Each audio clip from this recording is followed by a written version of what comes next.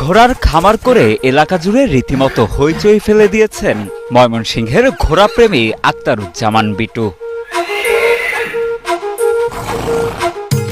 ভারত থেকে আনা বিখ্যাত তাজি ও মারোয়ারি ঘোড়া দেখতে দেশের বিভিন্ন প্রান্ত থেকে ছুটে আসছেন ঘোড়া প্রেমীরা। এমনকি ঘোড়ার সাথে মালিকের খেলাধুলার দৃশ্য উপভোগ করছেন স্থানীয় এলাকাবাসী। ঘোড়াগুলা দেখে আমার খুব ভালো লাগছে, আরো অনেক লোক এভাবে আসতেছে, তারাও খুব আনন্দিত হচ্ছে।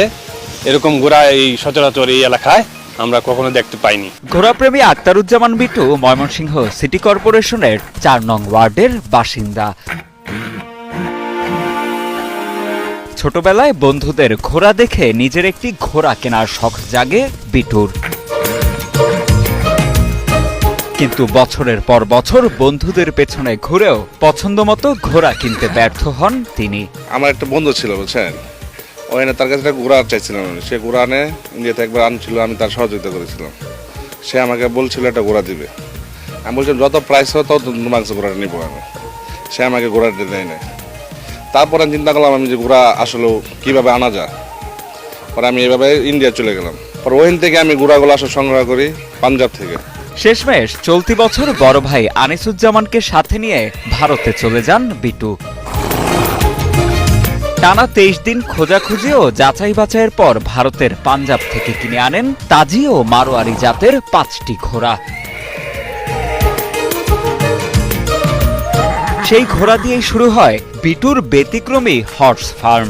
বাংলাদেশের যে কোনো প্রত্যন্ত অঞ্চল থেকে আমাদের ঘোড়া সংগ্রহ করে আর্থিক দিক দিয়ে তারা লাভবান হয়, এই জন্য আমাদের এই উদ্যোগ। বর্তমানে সারা দেশ থেকে ঘোড়া প্রেমীরা ছুটে আসেন বিটুর কাছ থেকে ঘোড়া কিনতে। শুরুতে শখের উদ্দেশ্যে ঘোড়ার খামার শুরু করলেও মানুষের আগ্রহের বিষয়টি মাথায় রেখে বাণিজ্যিকভাবে ঘোড়ার খামার করার ইচ্ছা তার। তাই খুব শীঘ্রই ভারত থেকে আরো ২০টি উন্নত জাতের ঘোড়া দেশে নিয়ে আসতে চান বিটু। এমনকি মূল্যবান রেসিং ঘোড়াও নিয়ে আসতে চান তিনি। বিটু মামালা ঘোড়া আনছে, তো অনেক দিনের শখ ছিল যে ঘোড়া দেখতে যাব।